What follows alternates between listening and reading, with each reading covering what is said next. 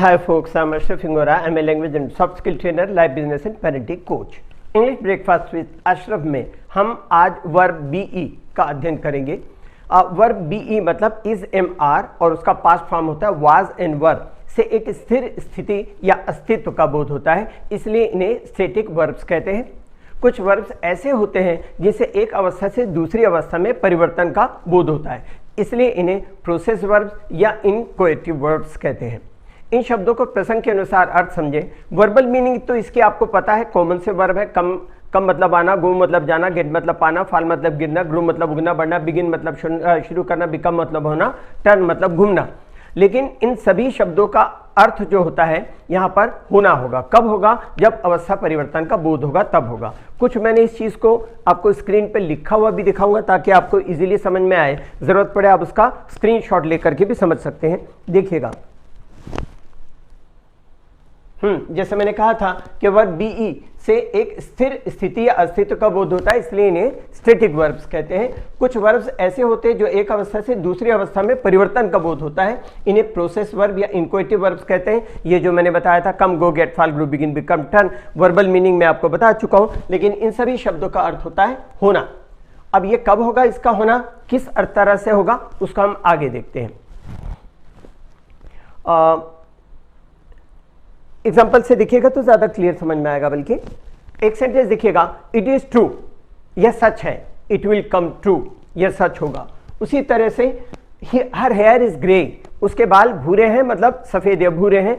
और यहां पर हेयर इज गोइंग ग्रे, तो यहां पर क्या हो रहा है, उसके बाल सफेद हो रहे हैं। इस तरह दिस मिल्क इज सार, यह दूध खट्टा है। दिस मिल्क यहां पर हैज गॉन सार, टर्न सार भी कह सकते हैं, हैज गॉन सार, ये दूध खट्टा हो गया है। आगे, इट इज डार्क मतलब अंधेरा है। इट इज गेटिंग डार्क या इट इज ग्रोइंग डार्क मतलब अंधेरा हो रहा है। शी इज इल, वह बीमार है। शी फेल इल, वह बीमार हो गई। चेंज ऑफ स्टेट, सभी में चेंज ऑफ स्टेट अवस्था परिवर्तन का बोध हो रहा है। आगे देखें, ही इज ओल्ड, वह बूढ़ा है। ही ग्रू ओल्ड, वह बूढ़ा हो गया है। इस तरह से। और आगे देखें, और इट इज रेनिंग, बारिश हो रही है। इट इज रेनिंग, बारिश हो रही है। इट बिगेन टू रेन, बारिश होने लगी। आगे, ही इज ए मिनिस्टर, वह मंत्री है। ही बिकेम अ मिनिस्टर, वह मंत्री बन गया या हो गया।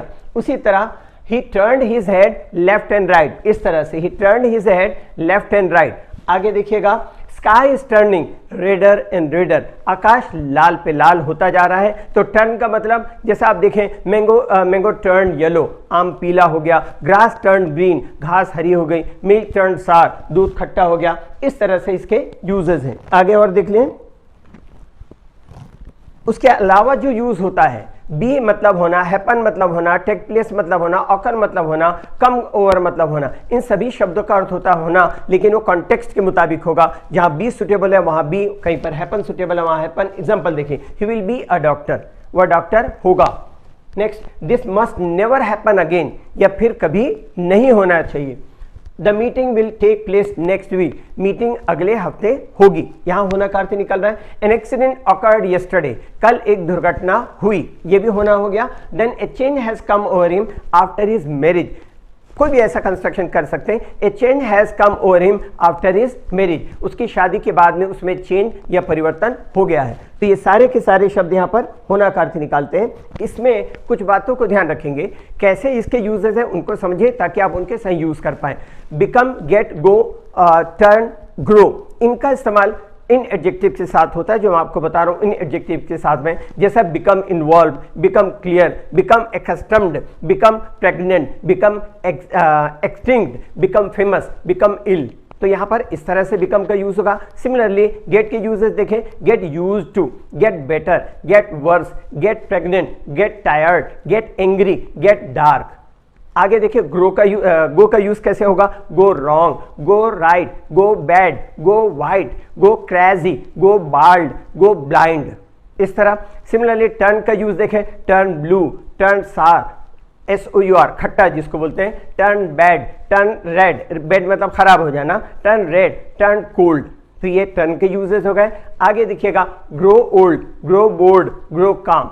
तो जनरली क्या होता है कि हमको वर्बल मीनिंग का यूज करने की बजाय किस किस जगह पर कौन सा यूज करें ये पता हो। आपको इन वीडियोस को देखना नहीं, एक से ज़्यादा बार देखना है ताकि सही यूज़ समझ पाएँ और सही यूज़ कर पाएँ। आई होप कि आपको ये वीडियो बहुत अच्छी लगेगी और बहुत फ्रूटफुल यूज़फुल होगी आप लोगों के लिए। और बाकी मैं जो बता चुका हूँ कि आपको इंग्लिश में सोचना है, हमेशा शुरुआत में आपको ध्यान रखना पड़ेगा कि इंग्लिश में सोचना है, बाद में वो हैबिट हो जाती है, थॉट सीधे इंग्लिश में आएंगे और आपको डिफिकल्टीज आएंगी। तो मैं आपको बता चुका हूँ, ये मेरी बुक है, इसको कंसल्ट करेंगे, इसमें सब कुछ दिया हुआ है। 656 पेज की बुक है। All the varieties of the sentences are there. 221 से लेकर पेज नंबर 221 से लेकर के 415 तक सारी वेराइटीज ऑफ द सेंटेंसेस दिए हैं। पेज नंबर 212 से 221 तक डिस्कोर्स मार्कर हैं, वो पूरी दुनिया की किसी बुक में नहीं है, क्योंकि ये कंपाइल किया हुआ है, लगातार ग्रेजुअली कलेक्शन कर करके एक कंपाइल किया हुआ है। बहुत यूजफुल बुक साबित होगी आप लोगों के लिए। इन फ्यूचर आपको जरूरत पड़ेगी तो आप इसको जरूर लीजिएगा। इंग्लिश के लिए आप मेरे channel English breakfast with Ashraf and soft skill के लिए Ashraf the mover and shaker को लाइक, शेयर एंड सब्सक्राइब करें। कमेंट सेक्शन में कमेंट करें, बेल आइकॉन प्रेस करें और मेरी बुक जरूर पढ़ें। Thanks for watching.